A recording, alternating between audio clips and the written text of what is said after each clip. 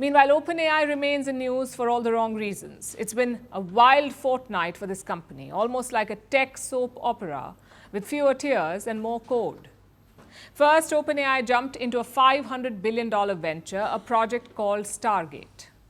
Then, out of nowhere, a Chinese AI model came swinging, a model called DeepSeek. It smashed OpenAI's dominance.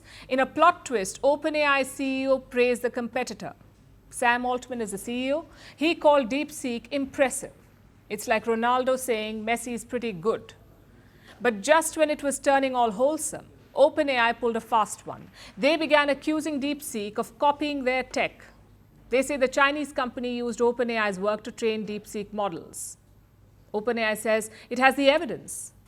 Now, this so-called evidence is not public yet, so we'll have to take their word for it, but it's hard to miss the irony here. OpenAI is having a meltdown. And why? Because someone may have done what they have been doing for years.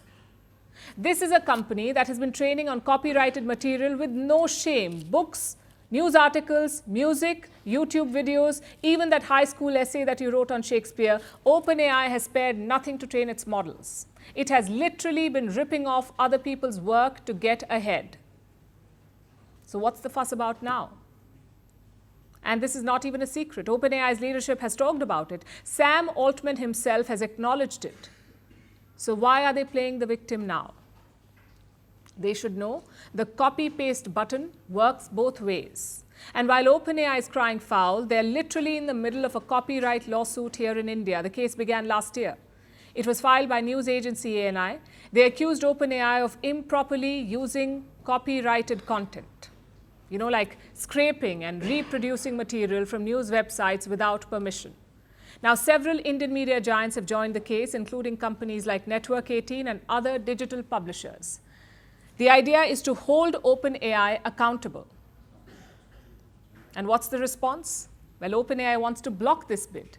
Some reports even suggest that Sam Altman himself is planning a visit to India. The last time he did this was in 2023. There were no legal headaches then, but this time it's a whole different story. And we can see why.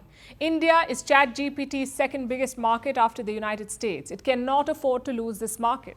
So between lawsuits and a new competitor, OpenAI was barely catching its breath when another bombshell dropped, this time from a former employee, a former OpenAI safety researcher.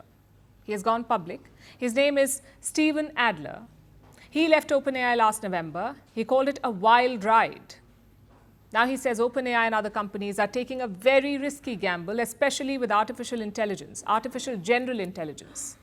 That's the type of AI that could match or exceed human intellect in every aspect. Remember all those sci-fi movies with a villain robot? This is that stage, or at least that's what we are told. So it's a warning that AI could be moving too fast, and the consequences may be far more serious than we imagine. And that's the real question. Is OpenAI pushing technology forward, or is it pushing us over a cliff? This company wants to lead the AI revolution, yet it is fending off lawsuits, battling new competitors, and now even its own former employees are sounding the alarm. OpenAI may want to control the future, but right now it can barely control the headlines. We're calling the show Vantage. We hope you like what we put together for you. Touted as the minimum defense from that video. India's neighbors were the first to send the special edition of Vantage live from the White House throughout this week. Yes, Hindu Mandir we're on our way to Tel Aviv. Pretty measure, but it's also the perfect way to drive. I don't think Prime Minister of Bhutan, Sherin Tagwe. Welcome to 60% of the world's office. Prime Minister Modi did the iron. We were actually How are you doing? How do you like? It's been 1 year since that meeting. Iron bars separate you from the outside. Out the vote effort. Trump had, it says, and at $4.3 trillion. 4.3 300 billion by 2030. That's what we need to tackle climate change.